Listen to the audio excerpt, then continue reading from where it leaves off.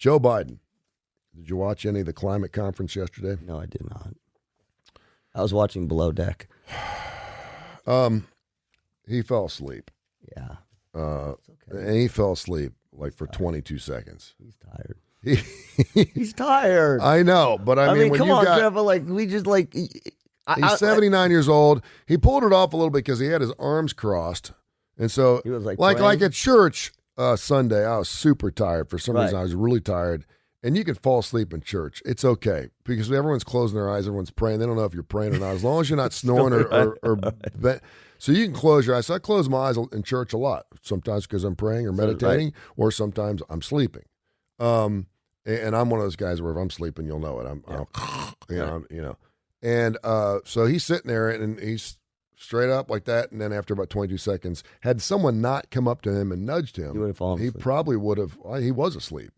Even one of the NBC correspondents, she said it appears that Joe Biden has dozed off she brought it up on the nightly news last night. I'm gonna try to say this because my political leanings, and I hope folks will not hear this from me as a Joe Biden supporter. Yeah. Okay, but I think about this. If you think about, and I know all presidents have to go through all kinds of stuff, and they're traveling and all that kind of stuff. But I still think, and I don't think he's the only president that's had to deal with this, but let's just look at his stuff. Yep. The amount of stuff that we've had, major stuff. Keep talking. I'm going to grab a coffee. You're just leaving me because you already go on. But the amount of major stuff that we have had where I would call it crisis. Crisis, whether it's the pandemic, whether it's at the border. I mean, these are not routine things. These are heightened things. I would say as presidents go, he has had to endure this for a long period of time. Again, compared to every president has had to deal with it. Every president. But I just feel like everything, every day, Biden's got another thing that he's got to do. That's number one. Number two, he is 79. And number three, and this is the part I don't like. Everybody's, oh my God, he's losing his mind. No, he's probably not getting enough sleep. Yeah, he's old. He's old, right? But that doesn't mean that you're senile. And I feel like he's just like Jill should just make him take a nap. I'm sure he does. I'm sure he gets a nap. Think he gets enough naps? Well, if you're 79, you got to get a nap. Well, yeah. The second George Bush, they're like, you're always going to the ranch. That's part of his itinerary. Nap time. You get nap time. I mean, you should. I think every president should, to be honest with you. I don't know what time they get up and all their traveling. Right. I put it beyond anybody. I don't care what your age is. That schedule is brutal. But it's not a good look. No, it's terrible. I mean, I'm with you. But have you ever had one of those times? Because it shows that when you sleep through something, it looks like you don't care. From school to I've been in business meetings. I've sat there with my boss, and I'm like exhausted.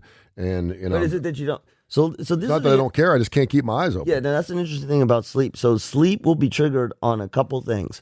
One, obviously, sleep deprivation. Yeah. And that's a test. Mm-hmm. If you sit down in a room, in a reasonably well lit room, where somebody is talking, if you cannot stay awake for more than about 5 minutes, if you find yourself nodding off, it's not boredom.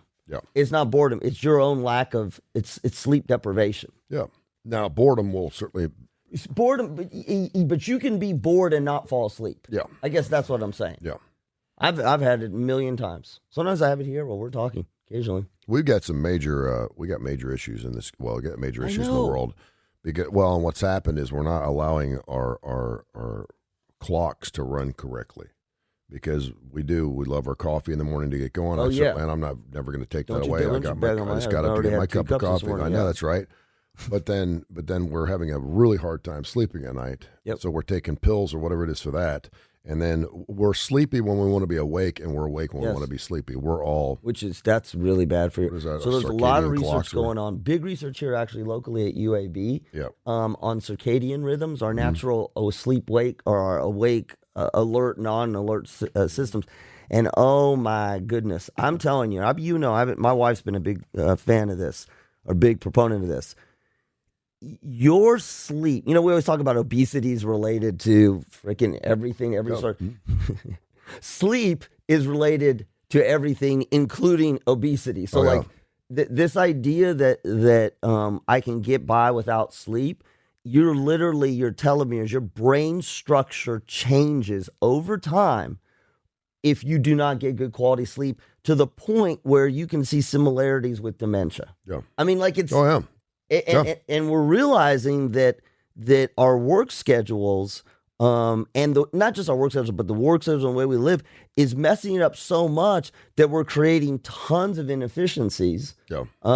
And we keep telling ourselves that if I get 4 or 5 hours of sleep and I'm working really hard and I'm doing well, that I'm healthy. No, you got to get 8. You got to get 8. I mean, 8 hours is that's it. Yep. For kids, parents, whatever, 8 hours is what you probably need to get. And if you get those 8 hours and they're a decent 8 hours, then the rest of the day you will be more productive during the other 16 hours. God, you're a psychologist. I mean, if you could go every day and just get 2 hours sleep and not fall asleep during the day and pull it off, that's fine. But it's impossible. If you add 6 hours of sleep to that, you would get more done in the 16 hours that you have as opposed to the 22 hours that you're staying awake. Look at that. I know, right? So, because of climate control and all this stuff, and I'm happy to see that we're finally starting to take this crap seriously, because we've been talking about electric cars since the 70s.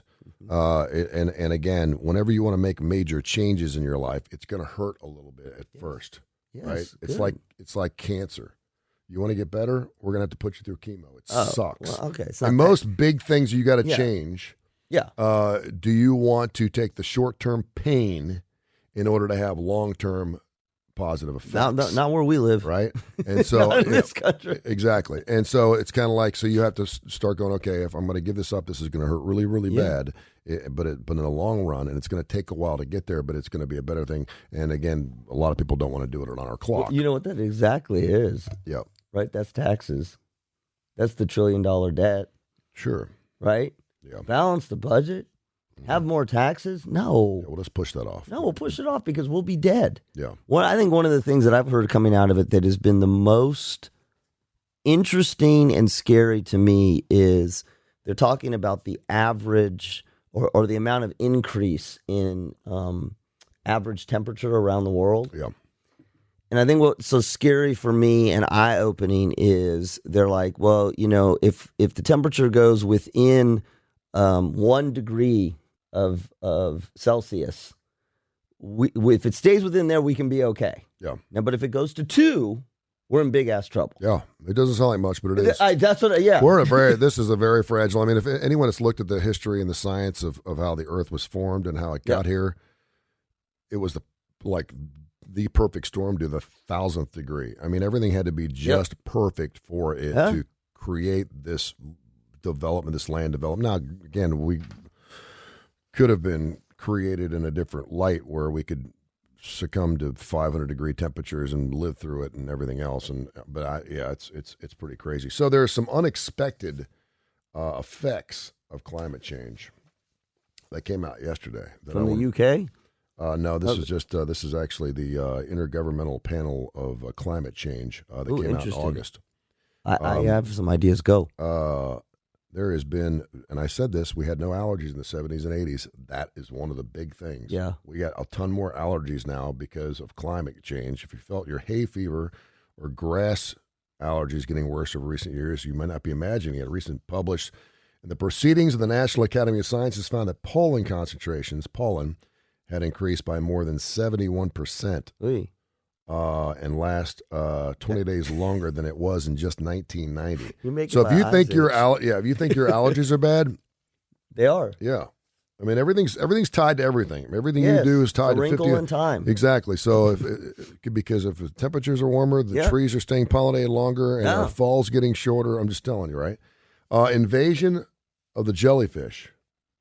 Yeah, I've seen a lot of jellyfish. Right? You know the problem with this is... my entire family got bit by jellyfish last time I went to the beach. I agree with you. Yeah. But what is so interesting is when you say those things, it's a me. Oh, yeah. Yeah. I've seen a lot more jellyfish, but I don't know so I have seen more jellyfish. Alongside an explosion in allergies, beachgoers are seeing a lot more jellyfishes. Greenhouse gases trapped heat on the planet. Our oceans are heating up too, leaving less oxygen, and jellyfish love that. They like less oxygen. In higher temperatures, their offspring grow quicker, and they even enjoy longer reproductive periods. Dude, when I was in Charleston, they were everywhere. How's your sex drive? Good? No? No, it's not good. Okay.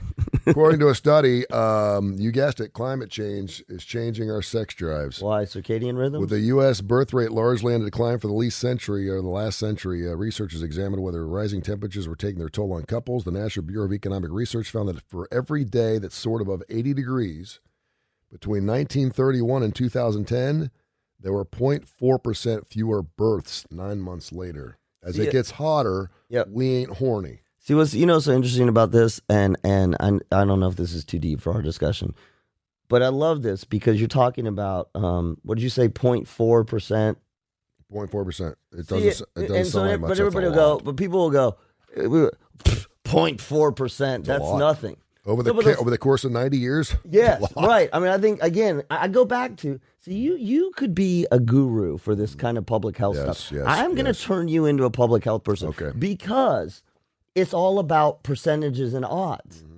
right? That's all this stuff is percentage and odds. And you could have Tony's picks for the day, right? You could have your sports picks for the day. And then you could also have your picks for our mortality for the day.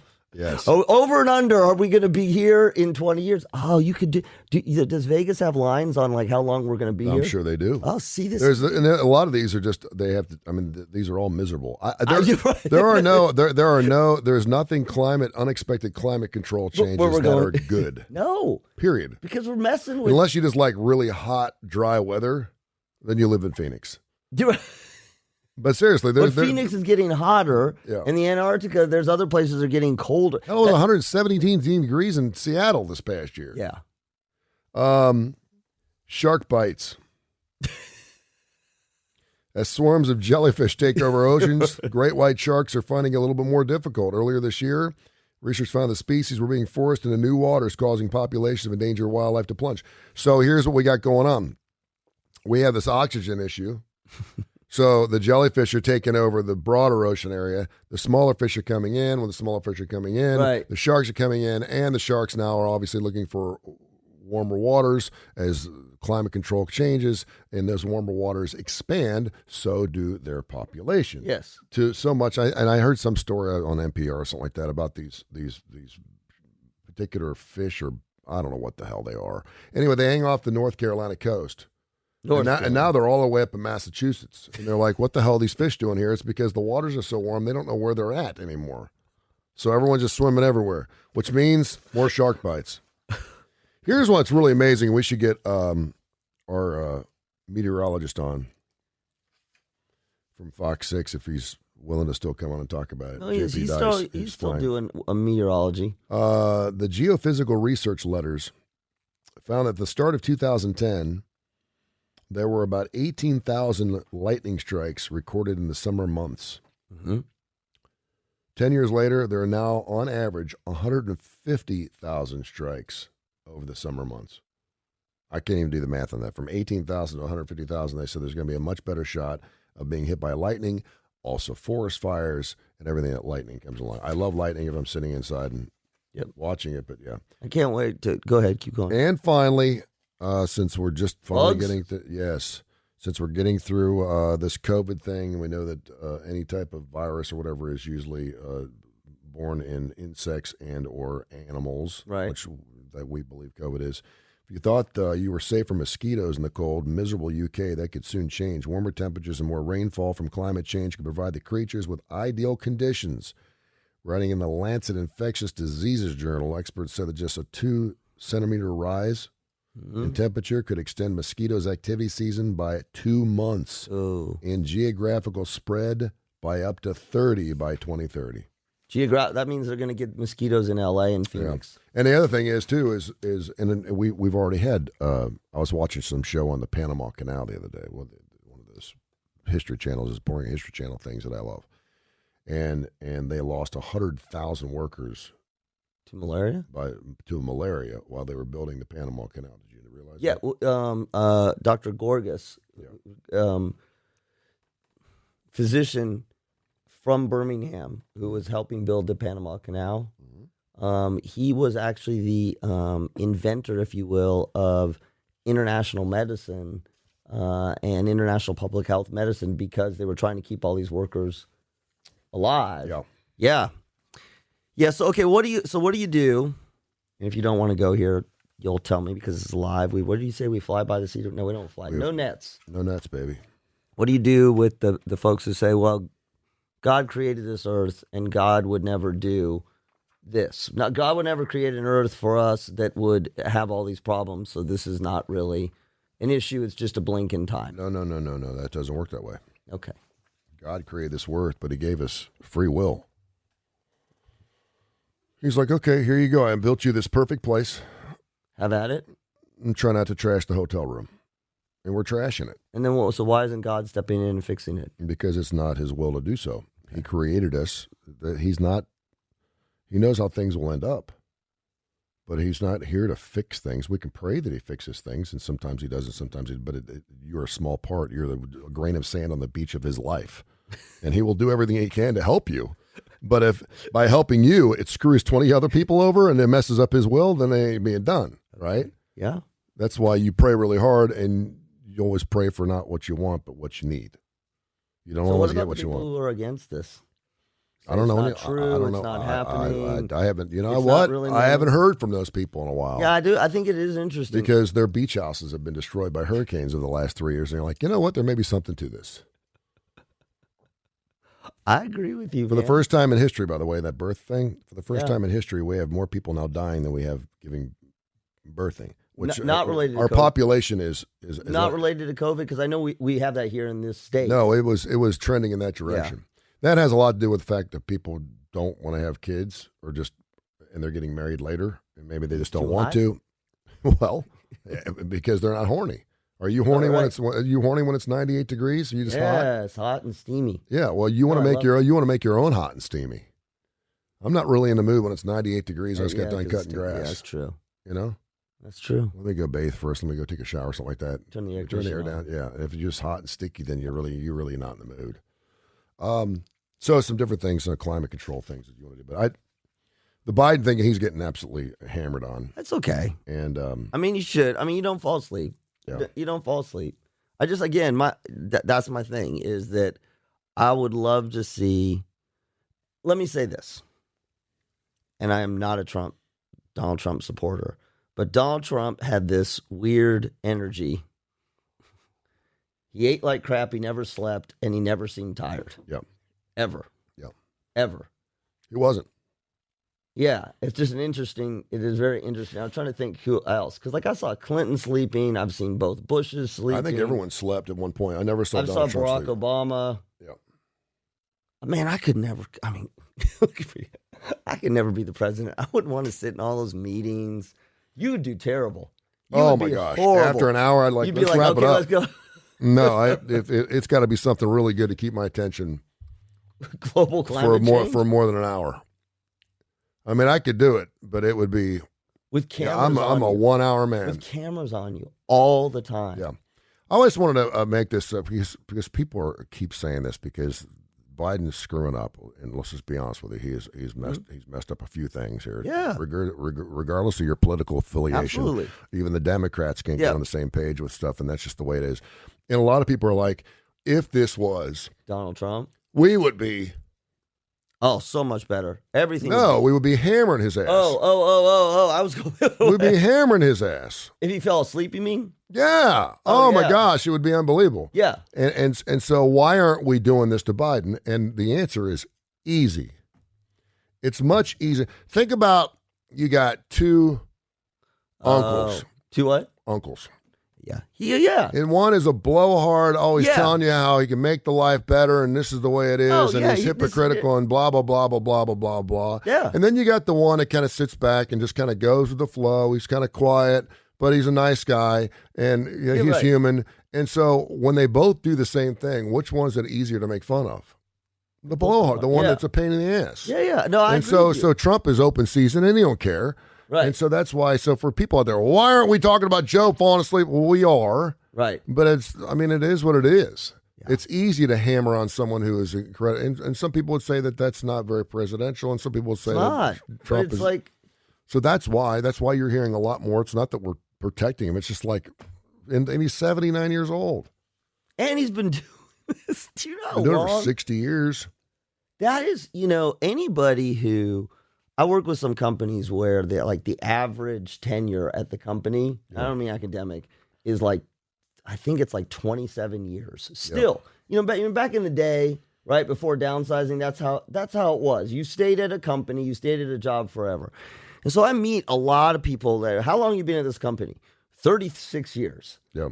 Well, think about how much pivoting you've done. Now, you've stayed in the same profession, but literally, imagine you being at a radio station, whatever the first one was that you were, for 36 years. Jeez. I'd still be on a 10-watt stick at a high school. Well, I mean the first. I'd still be working at Lakota. What is it? Lakota? WLHS, baby. No, but seriously.